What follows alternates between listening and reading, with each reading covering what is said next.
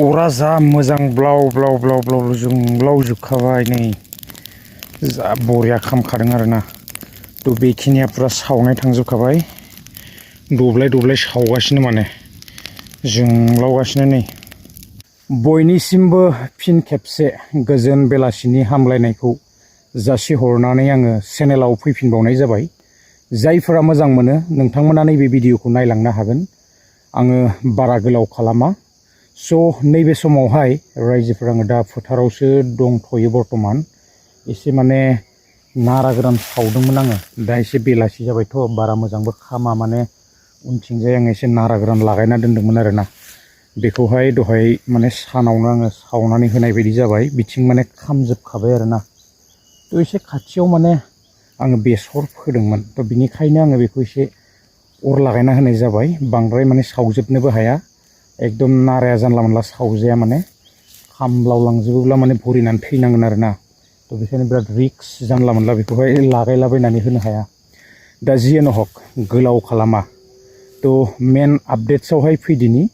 जोंहा मेन आपडेट्सआ बेनोमोन, जिथुनिखि जोङो सरकारि न'नि रां हाबनायखौ जोङो मिथिनो मोन्दों आरो हाबबावगोन बेबायदिनो।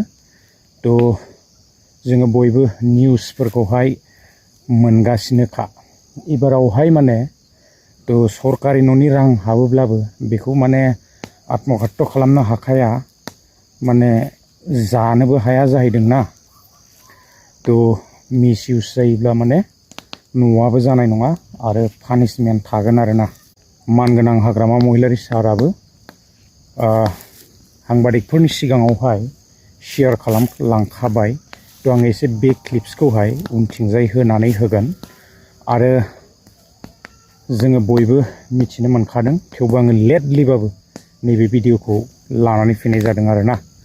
थ' बिदिब्ला जोङो गुबुन मोनसे आपडेट्सआवहाय थांदिनि। गुबुन मोनसे आपडेट्सआ बेनो, जोंहा अरुण'दयखौ लानानै गोबांथार जोङो कनफिउस जादों। 1.0 आरो 2.0 आरो 3.0 ना। आवगोलाव हाबबाय थायोमोन आरो गेजेरावहाय बेबायदिनो बन्द' जानानै थादों। एक्सुवेलि बिटिसिना बेबायदिनो बन्द' जानानै दंखायोमोन जानांगौ ना। थ' गेजेराव इलेक्सन थाबाय, बेबायदिनो स्टप जानानै दंथ'योमोन आरो फैसाया हाबथ'वाखैमोन ना। दा जोङो दिनैहाय 10 तारिख, दिनै 10 तारिख जानाय लोगो लोगो जोङो माखासे आसामाव हाबनायखौहाय जोङो मिथिनो मोनो, नाथाय बिटिसिना बन्द' जानानै दंथ'यो। दा 1.0नि सोंहरबाय थादोंमोन, नाथाय 1.0 खौथ' दा मोनथिनाय नंला। आवगोलाव जुदि हाबबाय थायोमोनब्ला जोङो नैबे 12 तारिखनिफ्राय मिथिनो मोनगोन। 12 तारिख हाबाबाबो बिनि अखानायै जुदि हाबोब्ला थ' हाबोना हाबा जोङो मिथिनो मोनगोन आरोना। बिटिसिनि चिफ मानगोनां हाग्रामा महिलारि साराबो फंनैसोब्लाबो साংবাদিকफोरनि सिगाङाव बुंलांखादों अरुण'दयनि सोमोन्दै।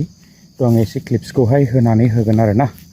थ' गोलाव खालामला, आपडेट्सफोर मोनोब्ला लानानै फैगोन। आरो नोंथांमोना दासिमबो जायफोरा चेनेलखौ साबस्क्राइब खालामाखै, थ' साबस्क्राइब खालामनानै लादो, जेन आंबो भिडिअसफोर लाबोबाय थानो गोसोआव थुलुंगा मोननाय बायदि। थ' गोलाव खालामला, नेनानै थादो। जायफोरनाव 1.0 आरो 2.0 मोनबाय थायोमोन, दा 3.0 मोनगोन ना मोना, थ' बेबायदि जेबो गैया। दा जोङो बयबो मोननांगौ हिसाब मथे। दा गोलाव खालामला, नेक्स्ट भिडिअ लोगो मोनगोन। गोजोन्थों, बाय। অহা 12 তাৰিখত কোকৰাঝাৰ জিলা হিচাপে আমাৰ চিফ মিনিষ্টাৰ ডাঙৰীয়া আহিব অৰুণোদয় বেনিফিচিয়াৰীসকলক মুকলি কৰি দিবৰ কাৰণে।